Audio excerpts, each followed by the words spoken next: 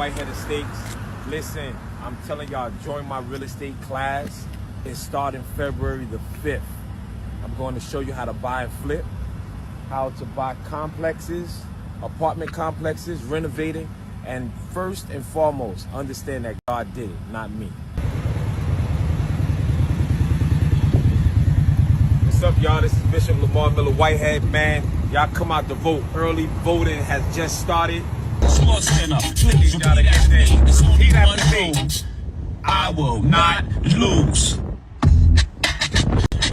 Bishop, Apostle, You are not ready. Unstoppable dynasty. God bless you. God bless you. This is Bishop Lamar Miller Whitehead. And yes, I need y'all to sign up for the real estate classes.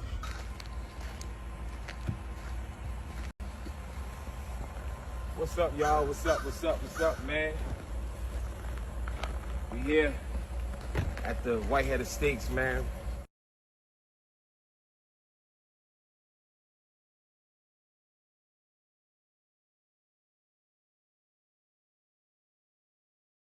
Sometimes, you know, when you are a known bishop, you know, it's a gift and a curse. When you have somewhat of a celebrity status, it is a gift and a curse. You know, you become the talk of the town.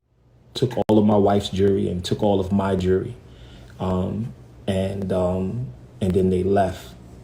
However, these young men didn't know that cameras were on. Whitehead believes his family was targeted because of the publicity he received when he helped turn in the suspect wanted in the fatal subway shooting of 48-year-old Daniel Enriquez in May. Yo, what it is, people, we is back. Another day on Keep It G News.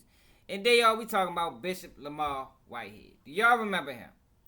I think Bishop Lamar Whitehead's situation is when flexing on the gram go wrong. It don't matter what your job occupation is.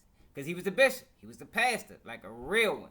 A lot of people thought he was fugazi. A lot of people thought he was fake, but he really was a pastor. And what y'all just watching them clips was him flaunting his money, showing his businesses. Then y'all watched a few guys run up in his church. But you ain't see the video yet. I'm going to play that a little bit later. But you heard how Bishop Lamar Whitehead spoke about this robbery. And at the time, a lot of people thought it was fake. I know I did. I thought it was staged because I ain't never seen, that was bizarre. To see some people run into a church and rob the pastor. I don't think, for the most part, nobody ever witnessed nothing like that in America, especially caught on camera. But in this video, this case has been going on for a few years, and one of the guys in the case was almost recently apprehended, but he wound up killing himself. And before I get to that, for the people that's new to the channel, when I cover older topics, topics that's 2-3 years old and they ain't been in the news for a while, I like to start in the beginning. Because so much didn't happen. Since the original robbery of Bishop Lamar Whitehead, he has been indicted. He's been accused of scamming. A couple people got arrested. So it's going to be interesting. But like I say, it's always important for me to start in the beginning so we can find out the conclusion. Lamar Whitehead saw the door in the back of the room kick open. How many of you have lost your faith because you saw somebody else die what you about to go through? Yo. All right. I seen 3 to 4 men come in. I said, all right. It's pretty much stating that I'm not going to do anything, right? Because I know y'all coming for me. Y'all coming straight to me. I don't want my parishioners hurt, right? I got women and children there. As I got down, one went to my wife and took all her jewelry and had the gun in front of my 8-month-old baby's face. Took off my bishop's ring, my wedding band, and took off my bishop's chain, and then I had chains underneath my robe. He started tapping my neck to see if anything else. So that means they knew. They watched and they knew that I have other jewelry. They had the guns on my deacons that was at the door. My church is traumatized. The women and children are still crying. Still crying. Babies are still crying. These men, they need to turn themselves in. I forgive you, and I'm praying for you. And I hope that God deliver you from the mindset of who you are. I at this promise time. y'all, when I first seen that video, I thought it was fake. I just didn't think people would be that bizarre and brazen, for real. To run up in the church, y'all, in front of the whole congregation. We ain't talking about catching a pastor when he leaving the pulpit or catching him on his off day. We talking about Sunday service, live stream. These guys ran up in the church, made everybody get down on the ground, and robbed the pastor of all his jewelry, put the gun to his, yeah, you mean, very upsetting. I ain't gonna lie. I didn't like nothing about it. But once I dig deeper into the pastor and more allegations started surfacing, I started wondering, whoa, hold up. Maybe this pastor was involved in something he shouldn't have been involved in.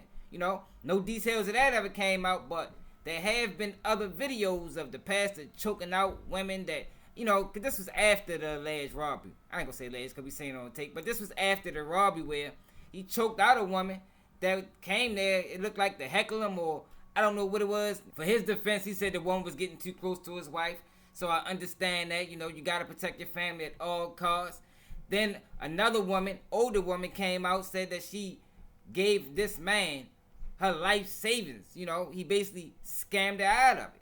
And when she tried to get money back, or when she was trying to figure out what was going on with the money, he was spending her in circles, not really telling her the truth. And that's a crime. We should all know that. Whenever you involve yourself, especially as a pastor, you know, especially a lot of these pastors, yo, they live great lives. You know, we have seen some of them on TV. You know, but when you consider a pastor, you think non-profit. But some of these guys in Bishop Lamar Whitehead's situation, he's one of them. It's some others, but he's one of them that was living a high life. Started real estate, opened businesses, shining, flashing jewelry.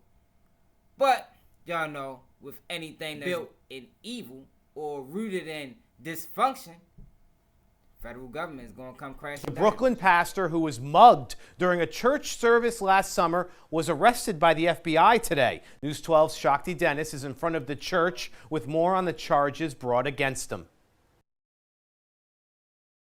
That's right. Bishop Lamar Whitehead normally preaches from a space above this restaurant here in Canarsie. But earlier today, he was arrested and is now facing criminal charges, including fraud, extortion, and lying to the FBI. Today, the U.S. Attorney for the Southern District of New York indicted Whitehead on 2 counts of wire fraud, 1 count of extortion, and 1 count of making material fake statements. Whitehead is being accused of defrauding one of his parishioners out of $90,000 out of her retirement savings and using the money to buy luxury items. The U.S. Attorney's Office is also accusing Whitehead of extorting a businessman for $5,000 and then trying to convince him to lend him $500,000. The indictment also says the bishop lied to the FBI about having multiple phones. 3 of the charges brought against Whitehead carry a maximum sentence of 20 years in prison each, but for now, Whitehead is set to face a judge in federal court today. So Bishop Lamar Whitehead denies all these allegations. I want to know, do y'all think it's true? I ain't gonna lie, I kind of believe it. Because when you hear the guy talk and you see how he was moving, it's like, yo, come on, man, something ain't right about Shorty, like he a little bakey. And for people that's outside of Baltimore, that mean he ain't right. That mean you can't trust him. I wouldn't put $1 in his hand and expect to get any type of return on investment. And some of the charges that was alleged in this federal indictment was almost like extortion. How you gonna take advantage of a woman that trusted this man with her retirement money? Like, I ain't gonna lie, yo, that is low-level criminality. And that's why this robbery thing that happened to him, it was almost like they robbing a robber. You had years and decades of robbing people, and it finally came back to bite them. And in those situations, you gotta take it on the chin, especially when you know you're not living right. Now, if this pastor was living right and did everything how he was supposed to be done, then when he got robbed, I would have felt bad for him. But once I dig deep into the situation and realized that he was rooted in dysfunction, I looked at it like, shit, he got what he deserved. Especially when you're talking about stealing from an older lady. Like, I would have thought, in my opinion, that may have been one of her grandsons or, you know, nephews or something like that, yo, because I'm not playing with the elderly. Straight up, you better not ever play with an elderly person in my family. For real, yo, because I don't respect that, yo, because that's picking on the weak. It's almost like taking advantage of an innocent child at certain points. But today, or after this, people did end up getting arrested. 3 guys. Well, at the time, it was 2 guys, but it was 3 suspects. Y'all seen it in the video. 2 guys got arrested. One of the guys ended up copping out not too long ago. I think he's facing like 6 years in federal prison. Another guy, he's taking the trial. He's facing 20 years. I think his name's Jawan Anderson. Don't get me wrong. Don't get me the line. Y'all know I butcher names. But it was one guy still want to run. And just the other day, the day before yesterday, that run came to an end. And I don't know if it was the end that at least Lamar Whitehead expected. Police shootout at a hotel. A suspect wanted for a high-profile robbery found inside. News 4 investigative reporter Sarah Wallace live in Monmouth Junction as we speak. A heavy police presence there, Sarah. Well, Natalie and Chuck, you can see behind me there indeed is an absolutely heavy police presence. Law enforcement agencies from all over converging on this hotel. Here's what we know at this point. Deputy U.S. Marshals were attempting to take into custody a career criminal, 41-year-old Shamar Lled, who was inside one of the rooms here at this hotel. A woman with him surrendered, but suddenly we're told he came out firing. Deputy U.S. Marshals fired back and they killed him. Now, here's what's interesting.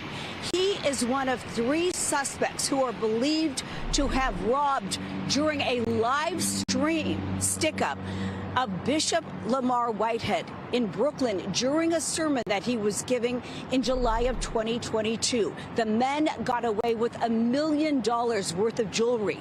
2 of those suspects were taken into custody, but Lled has been on the run ever since. We are told he is also suspected in a number of other crimes, including one in Queens and also one in Rhode Island. We are also told that the State Attorney General's office will be leading this investigation. Of course, all of this preliminary, but this is a very active crime scene as we speak. Live from Monmouth Junction, Sarah Wallace, News 4 New York. So this guy was alleged to be a career, but we know how the system play.